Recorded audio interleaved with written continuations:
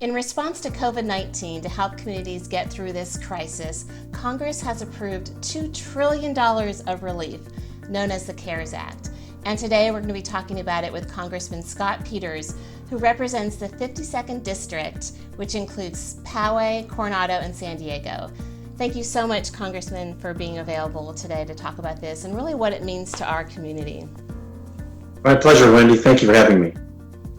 So this act, it's over 800 pages long, so I know it's detailed. Tell us really what the CARES Act is and how it helps all of us. So, we're facing two big crises right now. One is a health crisis, and one is the economic crisis that follows on from it.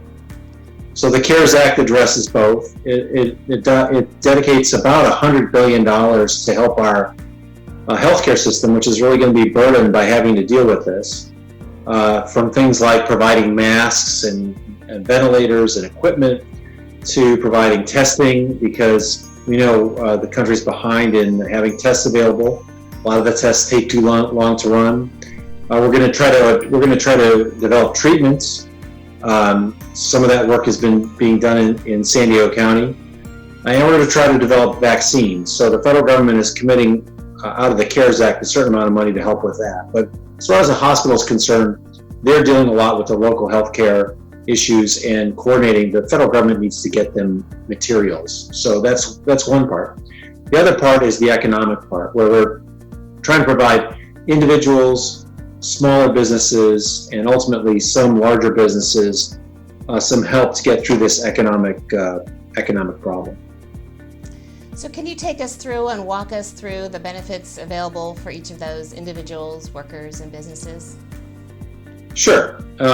First, there's first thing for individuals is direct payments. So if you in 2018 or 2019 on your tax return had adjusted gross income of $75,000 or less as an individual, you'll get a payment of $1,200 directly to your bank account, assuming you have direct deposit with the IRS. Your spouse would get the same amount, and you get $500 for each child. You'll still get a payment if your income goes up to $100,000, but it tapers off a little bit, and you don't get direct payments above $100,000. Those are supposed to go out at the beginning of the week of April 13th. So if they don't, I'm sure we'll start to hear about that. But we think that that's taken care of. Second, we want to make sure that if you have a business, that you can keep your people on the payroll. So there's two kinds of loans we're providing at very, very generous terms. One is an emergency loan through the Small Business Association. Some people are familiar with that. And one's called payroll protection loans, and that's something you get via the federal government, but through your regular bank. So if you have a business, you have fewer than 500 employees, and you want to keep your employees on, we hope you reach out to the bank and talk to them about the Paycheck Protection Program. And remember too that if you keep your employees on the payroll for a certain amount of time, the loan is actually forgiven. It becomes a grant. So that's a real bonus for business continuity. Finally, we know that everyone can't stay on the payroll. We know that there's some businesses, like the person who cuts my hair, for instance, who's an independent sole proprietor. They're just going to have to go to unemployment insurance. And the good news is we provided a lot more money to each state to hand out in terms of unemployment insurance, so that the states have to still answer the phone calls. And my gosh, they're certainly burdened by that because they've never had this many calls. But the money will be there from the federal government to make sure that people can get through this. I guess the thing I would say is, you may not have ever been eligible for unemployment before because you had a small business. You may now be eligible, so make sure you check it out. And we'd like to make sure that you can get through this without having to worry about not being able to pay your bills or take care of your family. Wow, that's a lot of benefits, a lot of actions been taken, so much information. Where can people go to learn more about these programs? Well, Wendy, we're getting so many questions, as you might imagine, about how this money can become available, and so we put together some information on my website, which is at scottpeters.house.gov, and I'd urge you to go there. If you have additional questions, My staff, like a lot of people, we're working all over all over the county and all over the country, because I have an East Coast staff too.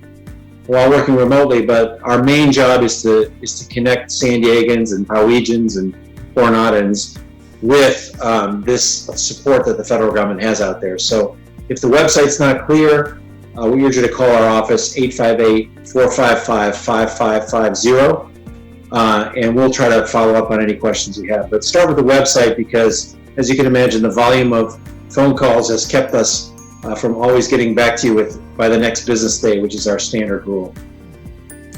And I wanted to also mention that there's a Facebook group where these links will also be posted, called Poway RV Scripps Ranch COVID-19 Support, and people are invited to join that as well as share information.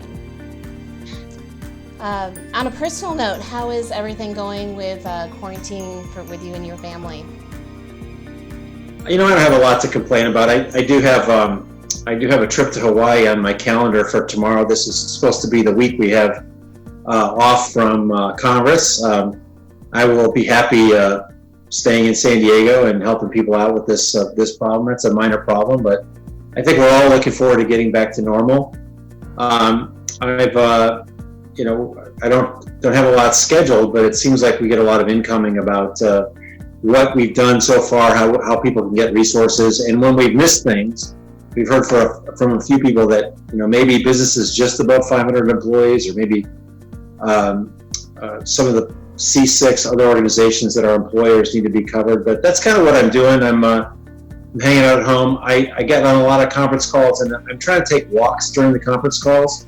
So if you see me with a pair of headphones in, it's usually listening to conversations in Washington, D.C. But San Diego County is not a bad place to be stuck, and it's good to be back with the people who are trying to serve. And here's a fun question for you.